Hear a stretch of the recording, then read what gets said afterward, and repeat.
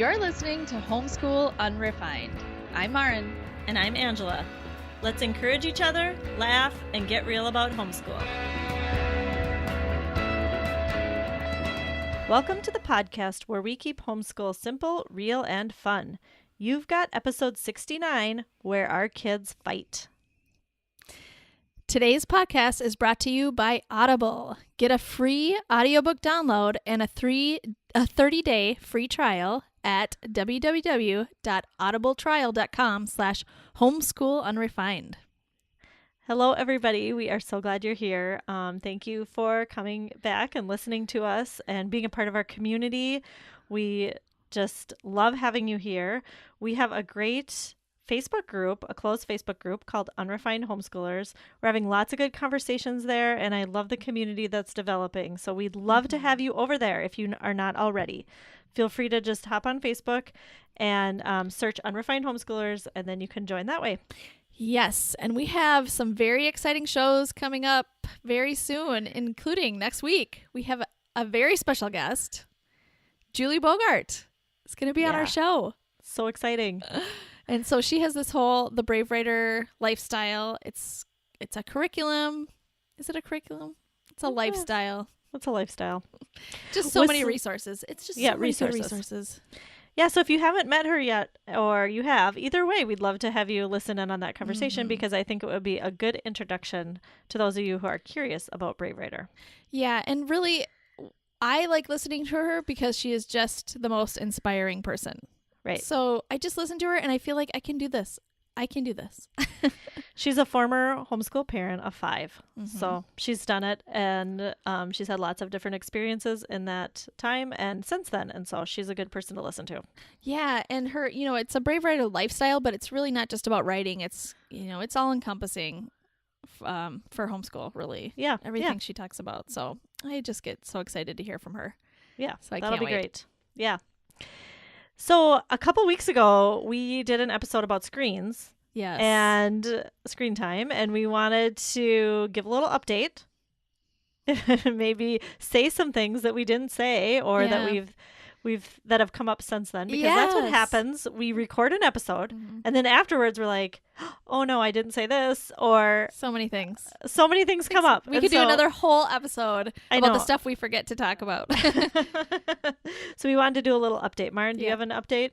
Well, I don't know if I have an update, but something I didn't talk about much, but a lot of our listeners actually brought up in comments or messages to us was their kids who have ADD, ADHD, maybe they're on the spectrum, and it just is, they loved hearing from us because they just felt like a lot less guilty about giving their kids screen time.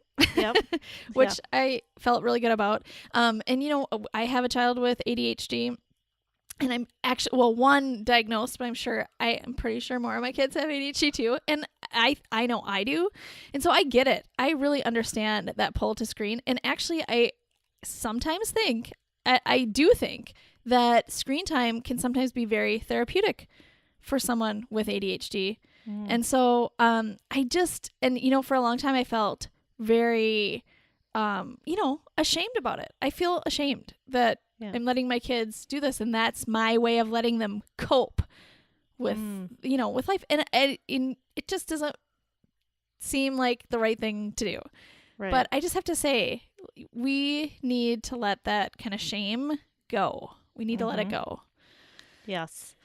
Yeah, that's kind of what our message is for kind of any topic that we talk about is we want to just bring it to light, and so that we can all talk about it and not feel alone and not feel that shame when thinking, well, I let my kids, whatever it is, I let my kids use lots of screen time, or like today we're going to talk about fighting. My kids fight. Whatever it is, there is no shame in that because we're all just going through that. Right. And we sometimes, Angela, when you and I are planning these things, we just feel like we are right in the middle of this, and we are probably not doing it right either. So, but I think our point is to not give information and make sure everybody's doing it correctly. I think our point is to just get it out into the open. So there's the shame melts away. We just don't want that anymore. There's no need. There's no room for that. Right. Right. Yeah. It's just better to talk about it Just- without yeah, the we- judgment. Talk about it, start the conversation. Just it's comforting in anything to be able to say, oh, that happens to you, that happens to me Yeah. too, Right? and that feels comforting. So that's what Yeah. we're trying to do. Yes, exactly. What have you thought of since that Well, episode? it's funny because we did this whole episode and I listened to it, because we have to listen a couple times in the editing process. So I've listened to it a couple times and I thought, I still don't know what I'm doing for screen time. That was my Yeah. big takeaway. Like I did this whole episode on screen time and I still don't have a screen time plan. That's and- okay. And Jeremy and I have been talking about it in the evenings after the kids go to bed. We feel like we need a new plan. Like the one we're Yeah. doing, or the one we're using right now is just not working for us. Right. But we feel kind of stuck Sure. in not knowing what is the right thing to do. And it's really tricky for us to figure that out. I think both of us are we want to do the right thing. Jeremy and I that's our personality. Yeah, it we is. want to get it right. Do the right thing. Yes. We don't want to screw this up, and Yeah. that's not good. I mean, that can be paralyzing. Well, So there are good and bad things about it. I mean, Yeah. it's very Yeah. good that you want to do the right thing for your Yeah. kids. It's Yeah. so good. Yeah. Yeah. So our issue is, well, we talked about it a little bit in the show, but my son is motivated to read through getting more screen time, Right. and so I don't want to lose that. Yeah. Like I just don't. If I just do what you do, Maren, which is like give them a certain amount each day, but they have to read before they do it. Uh-huh. He's not going to be that. I'm not saying he's excited about reading, but he is kind of excited. He's like, oh, look at my stack of books. I'm going to read so I can get screen time. And he picks Sure. out his favorite books and he's excited. Whereas if it's just part of his homeschool day, there wouldn't be that much excitement. Sure, He might sure. just lazily grab a few books and look through them, Sure. right? Gotcha. So I don't want to lose that. Yep, exactly. And this is where every kid, every family is so different. Every family's so different. Because this is what's working for your Right. son, right? So you do not want to lose that. You don't, go with Right. it. You just have to I go know. with those things. The hard part, though, is that we are managing 3 different kids Right. and their different I screen know. time I know. minutes. Yeah. And that is just not working for us. And then not all of my kids are being honest about their time. Yeah. So, we're having to manage that too. And it's just, and then our kids have these iPod Nanos where they listen to audiobooks. Mhm. And They want that's that to kind count. of that's kind of getting out of control. No, they don't want that to count. Oh, But yeah. that's kind of getting out of control too because they're listening a lot during the day. And we want to have kind of a rule about that. Like you can only listen after this time or when your work is Sure. done or wherever. But then I feel like we're having like iPod rules and then screen time rules. And I'm kind of paralyzed because I don't know what the right answer is right now. Yeah, I feel the same way. Well, I feel the same way. I was thinking for the summer we would do what you were doing. Okay. But I don't know. I don't know Okay, what yeah. we're going to do. But I was thinking, well, what I was thinking was the amount of time that you read is the amount of time you can have screens just yeah. for the summer. Yeah. So that's probably a little different than you, but Yeah. I don't know, but we'll see. But I don't know if I want to manage all that either. I know. The other thing I was thinking I have that we 4 could of them, do. 4 kids. I know. Even worse. I know. The other thing I was thinking about doing just temporarily is just taking a break. Like we are Yes. taking a break I from was- screens, all of them. I've been thinking All about that too. screens. Yeah. Even if it's for school, Yep. Computers. even if it's something good, Yep. even if it's good, just we're taking a break for 2 weeks Oh or my a week goodness. or something. Whoa. I don't know. I know if I can do it for 2 weeks. I was thinking for a week, and then I was going to even Scale it back. scale that one back. But maybe we should do it. Maybe we should all both do it together. Maybe we should all do it. No, I don't know. Homeschool unrefined screen time break. Once I just Isn't said that, there I'm pulling Yeah, it back. no, I'm yeah. pulling it back. Isn't there a month for Yeah. this?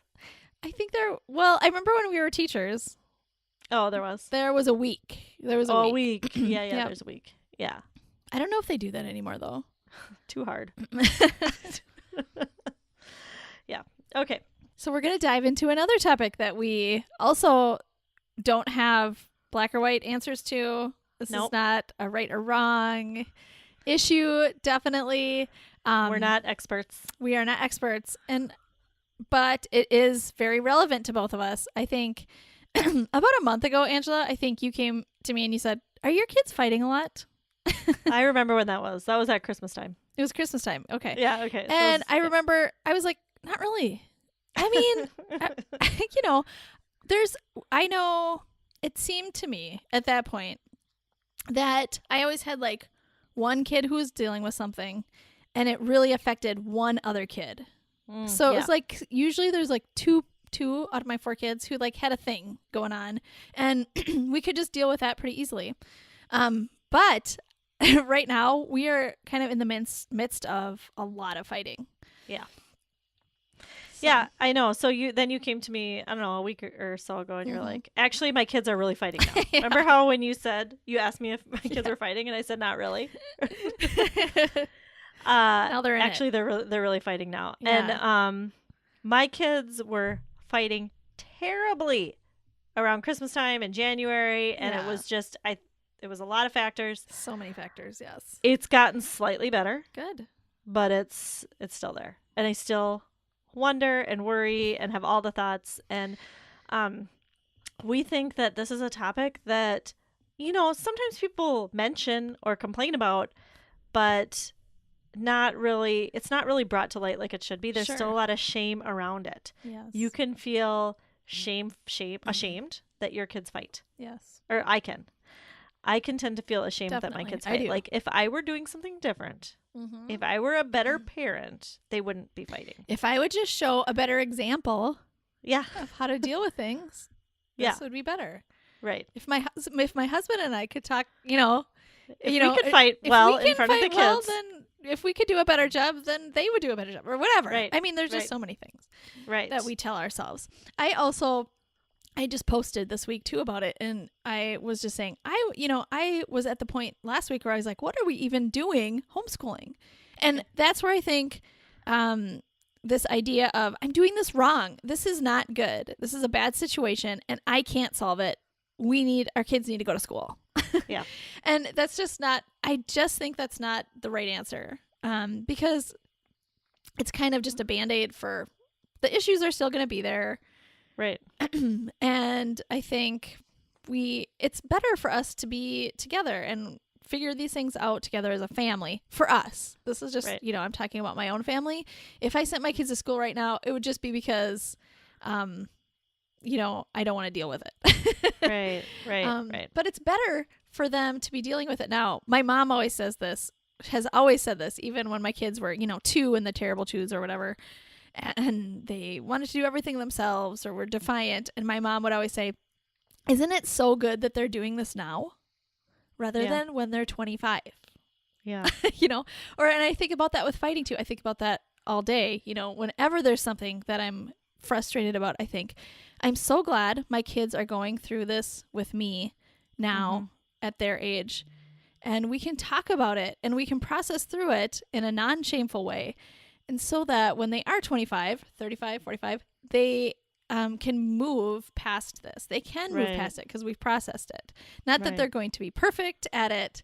They're always going to have something probably that they're maybe not great at dealing with. But processing through at a younger age is just so helpful. Right. Those are wise words from your mom. Yes, I know. So what do you think causes fighting, Angela, in your house? Or in my house, I mean, I think there's so many different things. Yes. I think in my house, one big thing is jealousy.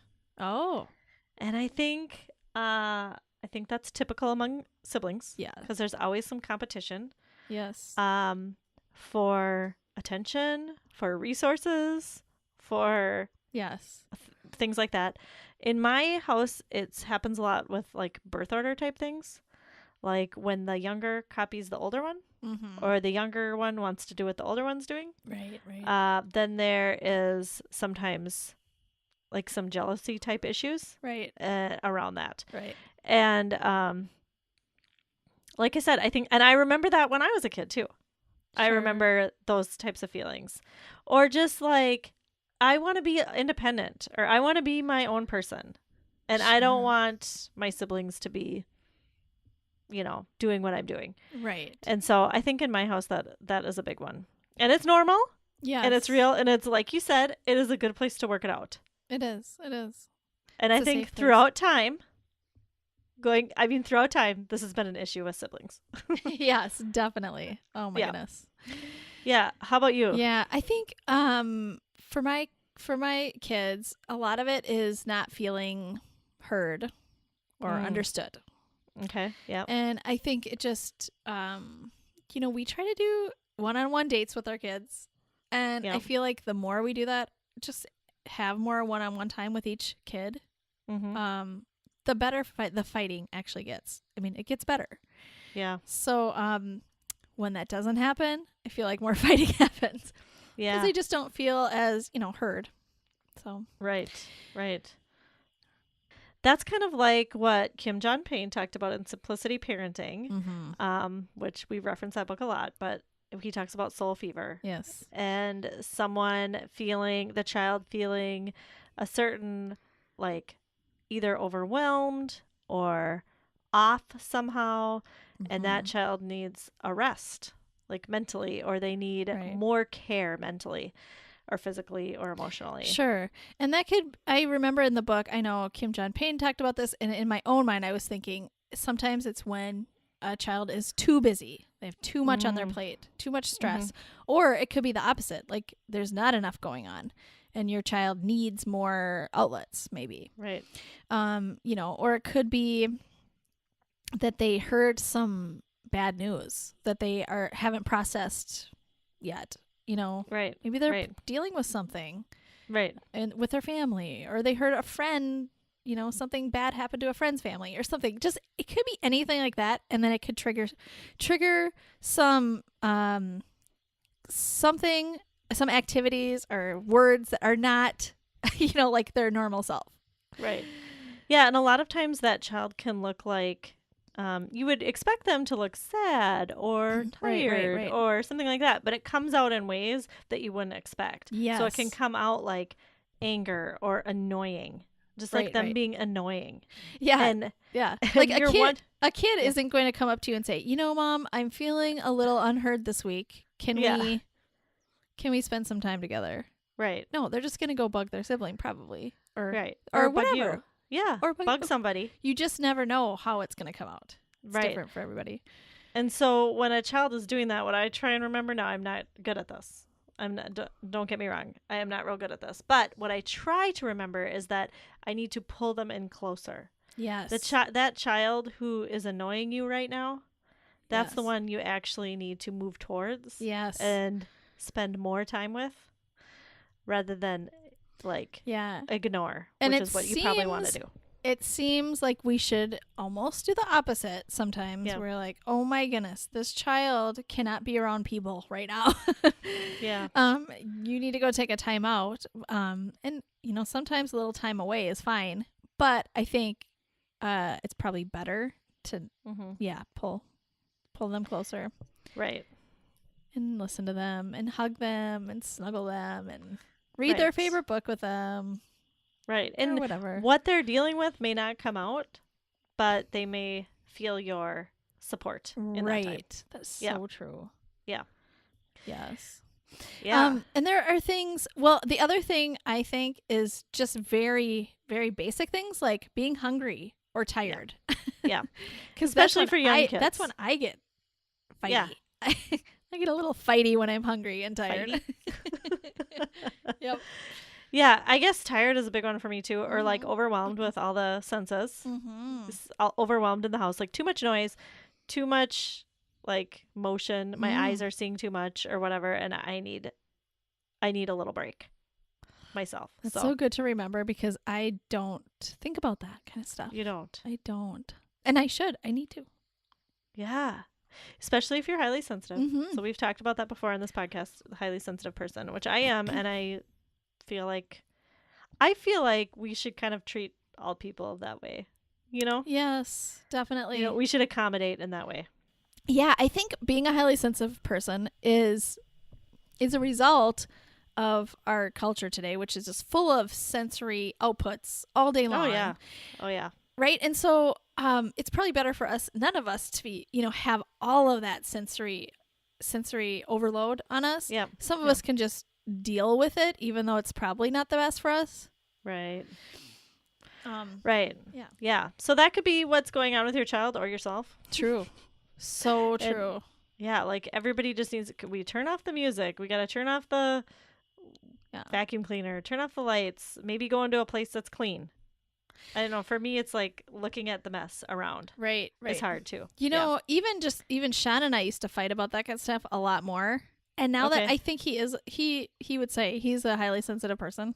Yep. And it just makes me understand him so much better. Oh, yeah. And I just think, okay, yeah, we can't have all these lights on or whatever. The temperature needs to be at this spot. Because I was just like, how can you be so picky about the temperature? But really, it's just, this is his high sensitivity. And it's important to listen to him, Right. you know, Right. accommodate. Right. So. Yeah. So, and kids definitely, and think of, you know, Sean's an adult. And think of the kid, you know, a kid is just not as mature enough or, you know, sophisticated enough to deal with that even as well as an adult. So Right. They're not even going to have the words to tell you. Right. Yeah. Even teenagers, I don't think. No. I mean, have that ability always. So. Yep. So sometimes you just need to pull back. Yeah. And maybe take some things off the schedule, you know, and stay in or maybe get out in nature or whatever it is, but just kind of simplify a little bit to help your child if they're like having a soul fever. So true. So good. You know, and so I think it's really important for us to understand that fighting does not always come from the things we think it does. Also, you know, sometimes we think, well, they just need to go to school. That's what I was thinking, right? Last week, they just need to go to school. They need time away from each other.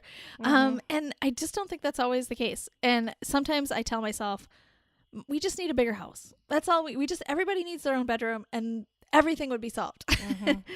And I think it's just not the case. Right. Because if your kids were in school or if they had like their own bedrooms, I mean, there would be less opportunities for fighting.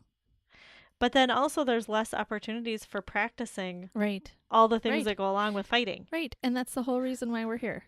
Yeah. Doing this. So. Yeah. Yeah. So, and we're going to talk later about how fighting isn't bad, but you're missing out on those like rich learning opportunities that come along with fighting. I mean, and if they go to school, they still will probably fight a little bit, but and it isn't because you're home. No. And I think sometimes there's more fighting too when kids go to school because there's, you know, the bonding time isn't there either.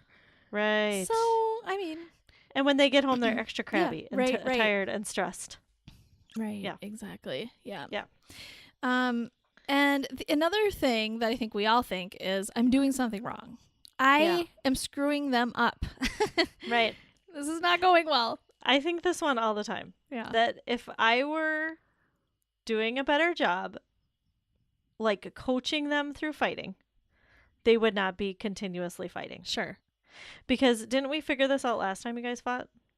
So I must not have done a good job of of getting you guys to figure that out because it's happening again. So true. And that is, I know that's not true because my husband and I fight about the same things. We've been fighting about the same things the whole time we've been married. Right, exactly. We haven't figured it out. We all have. It's not easy. Things, exactly. No, it's so true. So it's not that we're all doing something wrong. It is a natural thing that happens when humans interact with each other. Right. There's going to be conflict. I mean, it's guaranteed. It is guaranteed. So there is going to be conflict. Exactly. I will admit there are times I think it's good to take breaks, you know, like I would love a bigger house, but we're not getting a bigger house. So maybe just getting out and doing something for a day is better than us staying in the house all day. I mean, sometimes there are things like that's why we all want to go on vacations, right? We need a change of scenery. Yeah. We need places. We need a positive experience with our family sometimes. Totally. I mean, I think those are great to do. And so I don't want to discount that either because I look for those things a lot. Yeah. Things to distract us from the problems. And I think it's great to have breaks. That's fine. It's good to have breaks. Right. But I think it's okay to fight too. Mm-hmm. I mean, so fighting is not bad. Right. I mean, it looks bad. And it sometimes can turn bad. Right. And it can be real frustrating. But it is an inevitable part of just being a human being. And so I want to be there with my kids figuring out how to figure that out. Yeah, it's not pleasant for sure. And No. it's not a place you want to stay either. I think what we don't want to do is to cut off the fight and just say there is no fighting. Fighting is bad. Stop. And we kind of instead of processing through our emotions, we plug them up. And that we don't want to do. Right. That never solves the problem. It might solve the fight. There might not be any fighting, but then still the relationships are broken. Right. It doesn't solve what caused the fight. Right. Exactly. It just there might not be any yelling or hitting or whatever. Yeah. But then we also, I also feel like we don't want to just sit in the fight either and sulk and be in, Yeah. So it's good to process through the fighting. Right. Doesn't mean we're going to solve the problem necessarily, but we don't have to sit in this, like the deep red anger part of it forever either. And this is one of the big advantages of homeschooling. I will say this is probably one of my top reasons that I am glad that we are homeschooling. Yeah. Because I feel like we have the time when these things come up, and they do come up, I would say at least once a day, sometimes multiple times a day. We have the time to break and work that out. Yes. Where even when our kids were in school part-time, we didn't have the time for that. Right. I didn't feel like we had the time for that because we were rushing all the time. Right. Like when you're rushing out the door and fighting happens, you don't have time to stop and talk about it. No. So I like that the freedom to do that. The freedom. Yeah. Yeah, the freedom. Yeah, definitely. Yeah, this is homeschool. I mean, figuring out how to process through a fight is if you got that down when you graduate from homeschool, you've got so much of life figured out. Oh, yes, definitely. Right? It is one of the skills that I want my kids to have. Yeah. It is a real life skill. Yeah. It's going to happen in any situation, jobs, roommates, if you get married someday, whatever kind of relationship you have, it is going to happen. Right. And there's probably 100 skills within this that you are learning, including, just dealing with people, I guess, but learning empathy, emotional intelligence, which is just so huge. You can't really have a job without emotional intelligence. And it's a safe place to work these things out. You are learning forgiveness, patience, how to apologize. Oh, that's a big one. It's huge. I mean, it took me, I'm an adult and I'm still learning that. Yeah. So. And forgiveness too. I'm still learning that one too. Communication skills. Oh. Listening. Right. Without interrupting. Very, very difficult. Right. When your emotions are high. Yeah. It is so hard for adults to do. It is. Most adults do not have these skills. So it's so great that we have these opportunities to teach them. Exactly. Or to learn together. Yeah. Yeah. And so I'm telling myself this. When we're talking about this, it's kind of self-talk because I'm thinking about this myself right now. Obviously, it's happening so much in our household these days. And I have to keep telling myself, your kids are learning so much. We're learning so much. We're all learning so much. And this is not just a bad thing. Right. That's happening. Right. There's a lot of good. You're right. Our family is not super dysfunctional. Right. We're learning. Your family, if your kids fight, your family is not dysfunctional. Mm-hmm. It's actually normal. I think it's actually what you do with it that is important. Right. So your kids are going to fight. So if they're not Angela, now, they will. Yeah. So what do you do when your kids fight? Well, when I'm at my best. Well, I'll start with when I'm at my worst. Yes. When I'm at my worst, I yell at them to stop and then probably give them a consequence. Yeah. So don't model that. I am not proud of that, but I'm just going to admit it. It is the quick and easy thing to do. It is. Yeah. Or separate them.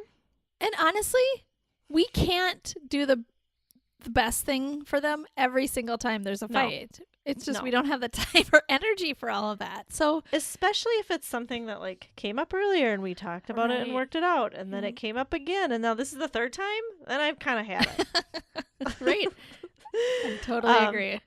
And So it's and I also feel like by the third time maybe you need to keep processing it as much, and or maybe you can just be Right. like, remember yeah, that? right. Remember what we Right. talked about? Yeah. Mm-hmm. So When I'm at my best, I try and sit everybody down mhm. and make sure everybody talks about what they're feeling inside, and try and mhm. make sure everybody's heard and is listening to each other. And because I think once you understand somebody and Right. where they're coming from, you can feel compassion towards them. I mean, that's just It in is all so of true. life. It is so true. If we understand somebody's story, we generally feel compassion towards them. And so somebody may be telling us their story, but we're not listening. Right. Or somebody may not be telling us the story. So we have to try and get that out and really listen to that. Right. And sometimes, and I don't know if this is the best way to do it, but instead of the child sharing with everybody what's going on, I will just share with everybody else what's going on with the one Really? child. Like, this child is dealing with something really tough. And so Yeah. I will go to the other kids and say, listen, we need to be a little little more gentle with this child today. Yeah. So, we have to have extra patience because she just went through something, and Right. it could be a tough day for her, tough week, Right. whatever. So we just have to be aware of that and know that things might not be perfect today with her. And that's okay. Right. It's Right. okay. Right. So I think that helps a lot. Right. Right. I try and do a lot of, when the child says something, I try and repeat back. Yes. And sometimes add a few things that I might think that's so good. that they're not saying. So do you really mean this? Yeah. Yeah, I do. I really mean this. I think this is your strength, Angela. It is. It is. You are really good at this. It is. Yeah. I don't know why. I think it's just my personality. Yeah. Well, I think it's because I want to be heard and known, Yeah. at a deep level myself. Yes. So I know what that feels like. So then I want to make sure that other people are heard. Yeah. But I realize it doesn't come naturally to everybody. It doesn't come as naturally to me. I will tell you that. Like, to have everybody sit down and say, okay, tell me how you're feeling. Or, Yeah. I mean, I can do that. I just don't feel like I get it out. I don't get out from my kids as much as you do in those situations. Yeah. You are really good at pulling those things out. But for me, I feel like what I have to remember too is after we have those kind of conversations, sometimes they're still not going to be 100% like, Yeah. Oh, yeah. kumbaya, we're all best friends again, but at least they're not sitting in the deep hot anger. But there's still this, tension or whatever. And I just have to remember to take the long-term approach with this. We are not going to solve problems 100% every single time. Our kids are on a very long path to learning. Mm-hmm. We're on that path too. We're just further along. And so we have to remember our kids are not going to master, learning how to deal with tough situations with their siblings right now today. Yeah. I mean, they are going to get one tiny little thing maybe out of a conversation you had this time, and then one tiny little thing next time, or it'll just build on itself. And eventually when they're mature enough and they've had enough life experience and their brain has developed more, they will start to piece things together as they get older. I'm still doing that. Oh, yeah, me too. At 41. So, yeah. Yeah, it's a lifelong process. It is It's a lifelong practice. practice. Yes. It's So a practice. So You need why to am I practice it. surprised? This is what I have to keep telling myself. Why am I so surprised when it keeps happening? They're not going to master it. It seems like to us it comes out of the blue.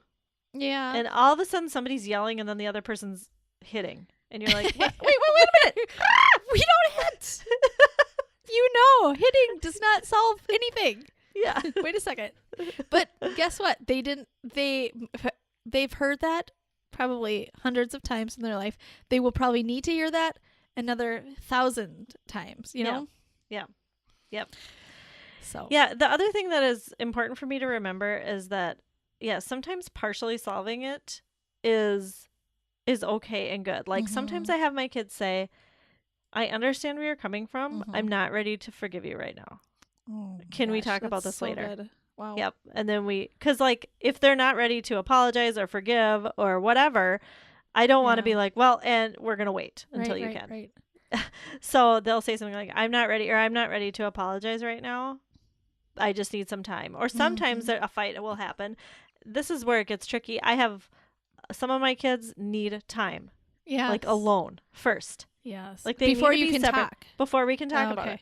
And some of my kids need to work it out right now. Yeah. And so I think knowing your child and what works best for them is also really helpful. Because sometimes when kids have that break, they can come back refreshed and like totally ready to just talk about this in a minute and be done. Sure. Yeah. Oh my gosh, I'm writing this down. That is so good, Angela. Oh, okay. That is very good. I'm going to use that probably in a few hours. I'm not ready yet? Yeah, I'm not ready. Yeah, okay, yeah. Or I'm not ready to talk about it too. I think that's a good one. Yeah. Or even like another one is like, I'm sorry that this happened. I'm not ready to say sorry that I did it yet. Yeah. I know that, or like yesterday, one of my kids said, I know it was wrong, but I'm not ready to apologize. Oh and I don't know if that's like a pride thing that is so or good. what it is, but then we just come back to it later. Such a good step though. It's such a good step. And I think what we expect is to go from 1 to 100 right away. Yeah. There's so many steps in between. And that is a good step. It is. I think one good thing, we talked about this a little earlier, is just to train our kids to talk to us about what's going on with them too. Their actions might be saying something very different than how they're feeling inside. And so for them to have the self-awareness is one huge step to understand, I'm really upset about something else or whatever. I'm really upset about something. And then to be able to come and tell us or a sibling even, somebody in the family that they trust, I am really having a hard time with this thing, to really understand where their feelings are coming from. Right. It is a big thing. It's huge. That is big. That reminded me of another thing you could do that a friend of ours mentioned that she does with her son is he's the type who doesn't want to talk about things that are bothering him. And so she, instead of trying to get him to say a lot, she'll just say, is it more like mad, sad, glad, or scared? Right. And then he can pick one. Well, it's more like mad. Oh, yeah. And then she at least has somewhere to start the conversation. She kind of has an inkling to know like what's going on. Yeah, I love that because sometimes it's just the idea of sharing your feelings is so overwhelming because there's just so many feelings, there's so many words. Right. I love that. That's a great idea. And I don't have kids who are at a loss for words, so I don't have to use that. But I can imagine if you do, if that might work for you. Definitely. Yeah. So good. And I still have not read, I'm embarrassed to say, but we'll just say it. I still have not read Siblings Without Rivalry by the same authors as How to Talk So Kids Will Listen. Yes. Adele and I've been Faber wanting. And Elaine Maslish. Yes. So they wrote How to Talk So Your Kids Will Listen, which we did a book club on. Yep. And there was, if that was, actually, there's a lot of great stuff in there too about fighting. So many great things. But I've been wanting to read their book, Siblings Without Rivalry, and I haven't. So I need to do that. Maybe we'll give a little update in a couple weeks. Yeah. Maybe we should do a book club. Yeah. Well, I loved talking about this because I do feel like what I need to remember always is that things are going to get solved today, and that's okay. Yep. Things might not get perfectly solved today, and that's okay. And just growing a little bit of maybe understanding towards each other is a huge step, and I think great success. Right. So we can have a successful day even in the midst of a fighting day. Totally. It's not a wash. If your kids fight and you had to work it out, that's actually a productive day. Yeah, very productive. Yep. So give yourself a feel pat on good the back, everybody. Feel good about that. Definitely. Yeah. All right. Yeah. Should we move on to loving this week? Yes, let's do it. Maren, what are you loving this week? I am loving a book called The Hate You Give. Yeah. It is so good, by Angie Thomas. Mm-hmm. It's won lots of awards. So, and everybody I know who loves books, Yep. told me I should read this book, so I did, and it was just wonderful. So it's about a girl who is 16, and her parents her dad was part of a gang, and just her life and how she dealt with it, getting out of this gang, and just she goes to school in a suburb and just dealing with two very different cultures. It just was very eye-opening, and I just had so much compassion for this girl, and just loved the book so much. Yeah. Great pick. I gasped because I'm reading it right now. Oh, yeah. I'm in the middle of it. Yeah. Really good. Oh my goodness. Yeah, there was a part at the end. There's a point at the end, and when you're in a good book, yeah, and it's towards the end, and you're like, I don't want to stop, and yet I don't want this book to end. I know. So that's where I was for the last couple days. Finally finished it. Did you read it with your eyes, or did you listen? Yes, I did. I read it with my eyes on my Kindle. Okay. Yep. Good. I love it. Yeah, but I'm assuming the audio would be good for this one. Yeah. It just seems like a good book to listen on audio. Yeah, I'm sure there's a good reader. Yeah. Because it's new. Yes. Yeah. How about you, Angela? What are you loving this week? I am loving a podcast series from Dear Sugar.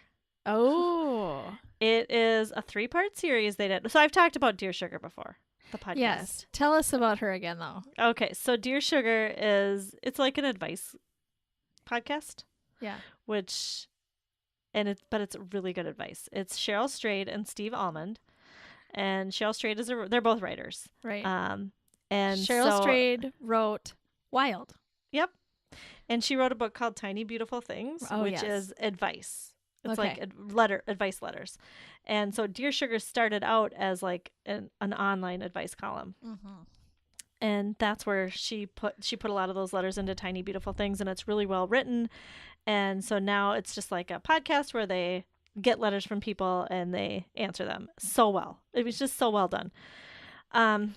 But so I'm a fan of Dear Sugar, but they did an episode. They did a 3-part episode on consent, which was so good because that's a cultural thing that we're dealing with right now in our culture. For sure. So I think it was so good to talk about.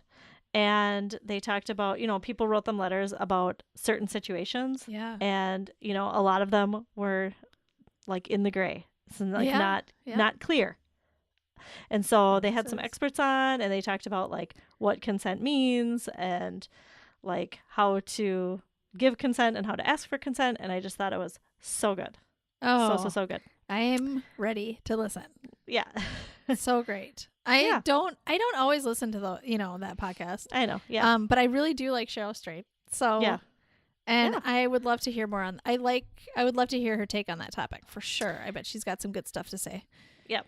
Yep. And they had an expert who is like, an expert in that kind of thing on talking about like what to do in certain situations and how our culture has not given people, we don't talk about this. Right. Like what to do in a situation to give somebody consent or to ask for consent or to, like how to read people. And so it was just very good. That's so good. I can't wait. I think everybody should listen. Great.